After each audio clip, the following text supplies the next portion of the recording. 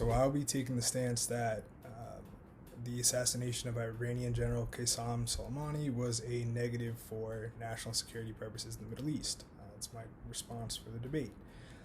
So it goes without question that the guy was a bad dude, a shady character. So that doesn't mean that this assassination was warranted, although one can make the argument of it, but that's not what I'm doing right now.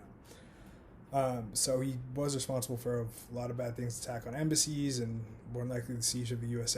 embassy in Baghdad. He smuggled many different things in and out of the country that definitely contributed to, unfortunately and sadly, the death of U.S. troops.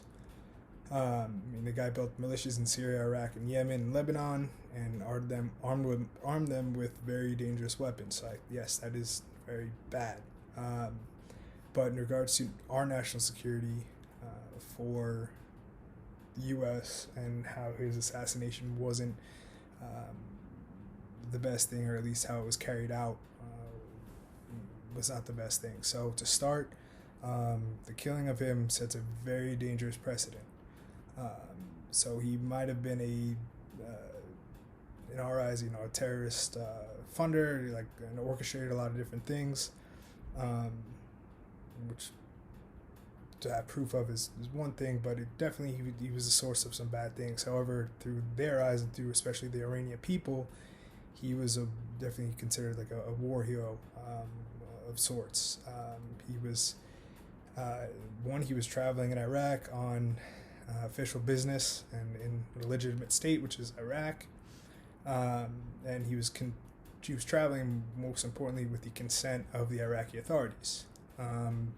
He was there on a diplomatic mission, at least this time aimed at easing tensions between Saudi Arabia and Iran. So what makes this a bad precedent is that, take the U.S. and Soviets during the Cold War.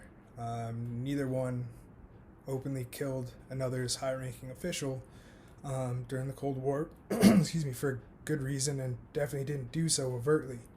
Now that door is cracked open. So that puts our officials in a precarious position when they're overseas or within the grasp of any type of attack that can be facilitated by a state like Iran or any others to have the same effect. The guy was a respected figure in Iran. He, as I said earlier, he helped defend the country against an unprovoked invasion by Iraq, Saddam Hussein's Iraq in the 1980s, which unfortunately involved poison gas and the deaths of more than half a million Iranians. So, mind you, while he wasn't a murderous fanatic like Osama bin Laden or Abu Bakr al-Baghdadi, still hundreds of thousands came to his funeral. So just like Professor Ripley said, where one person may see a terrorist, another person sees a freedom fighter, or it's all about perspective. Now, I'm not saying the guy's a good dude. He's definitely a bad person, but just trying to get the point across that he did have a massive following and support, and had massive support in Iran. So by killing him, the Trump administration pretty much made him a martyr.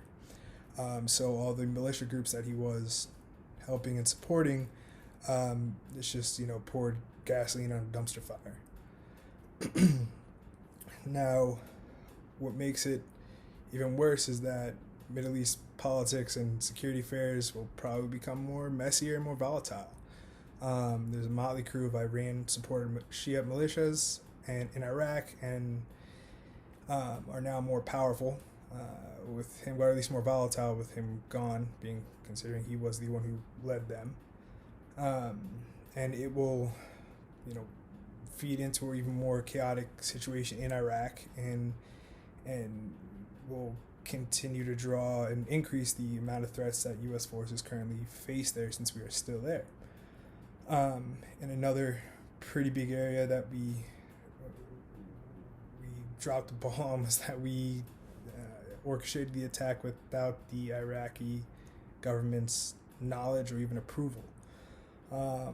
Which they are an international state, they are a respected on the international level. So to do something like this, carry out an attack like this in another state's territory is grounds for pretty bad things. I mean, if somebody were to carry out an attack in the U.S. on, say, another Britain or Canada's prime minister, and they did it here, some may say that would be an act of war.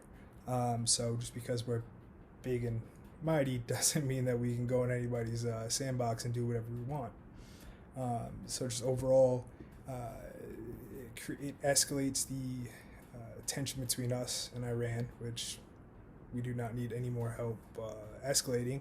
And now, if this attack was there was an imminent threat or danger posed, I could see that. Up until now, at least to my knowledge, from my research, I haven't been able to find that. I know that was the original statement, but then of the Trump administration, but they kind of walked that back.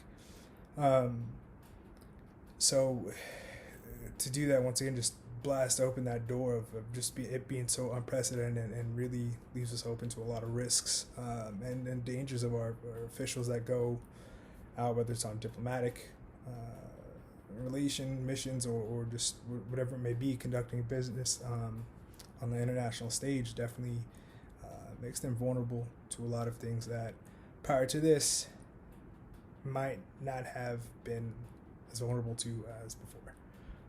So that's it. Thank you for paying attention, and I apologize for the headband and hair. It's interesting times. Thank you. Bye.